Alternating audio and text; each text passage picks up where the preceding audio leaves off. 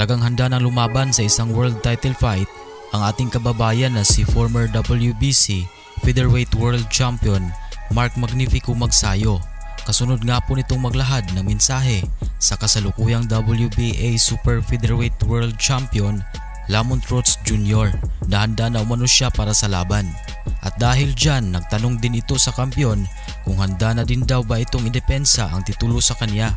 Sa ngayon pala ay nasa panglima sa WBA rankings ng Super Featherweight Division si Magsayo. Dahil dyan, posible na mangyayari na makatapat niya si Lamont Roach Jr. at di na magtatagal. Lalo na at si Sean Gibbons ang nasa tabi ni Magsayo kung saan wala naman ang hindi nakakaalam kung gaano ito kagaling magtrabaho para mabigyan ng mga bigating laban ang mga alaga nito. Kapag naman ay magwagi si Magnifico sa laban nilang dalawa ni Roach ay otomatiko na itong mapabilang sa listahan ng mga Pinoy boxers na ganap ng 2 Division World Champion. Maraming fans ang talagang naniniwala na kayang-kaya ni Magsayo na talunin ang kalabang kampiyon dahil nga umano ay mas pabor sa lakas ng kamao ang ating kababayan na si Magsayo, kasi nabatid nga na isang technical fighter itong si Roach at may malinis na record na 25 wins with 10 knockouts at isang talo.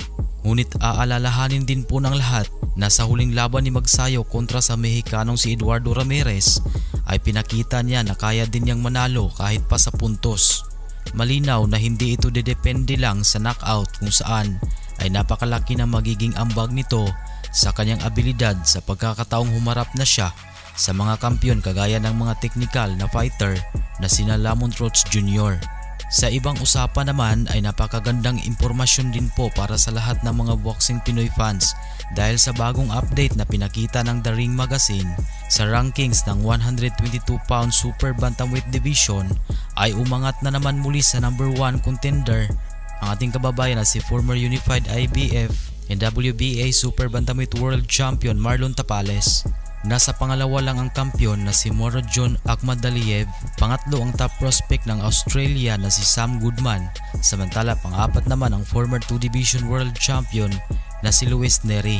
Ngayon na nasa number 1 contender na ulit si Tapales at ang ibig sabihin nito ay lumalaki na talaga ang tsansa ng ating kababayan na makatapat ang kasalukuyang undisputed Super Bantamweight World Champion na si Japanese Monster Naoya Inoue. Kasi nga mismo si Tapales ang nagsasabi na gusto siyang makikipag-rematch kay Inoue kapag pagbibigyan siya sa kanyang kahilingan.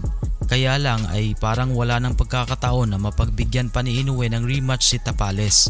Dahil ang maaaring gawin ni Inoue kapag sa tuwing napatumba niya na lahat ang mga malalaking pangalan sa ganyang division ay hindi na ito mapigilang aakyat sa 126-pound featherweight division.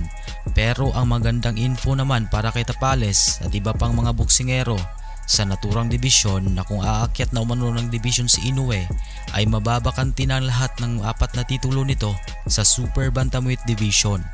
At sinasabing dyan na magtagpo lahat ng mga contenders para sa mga bakanting titulong iyan.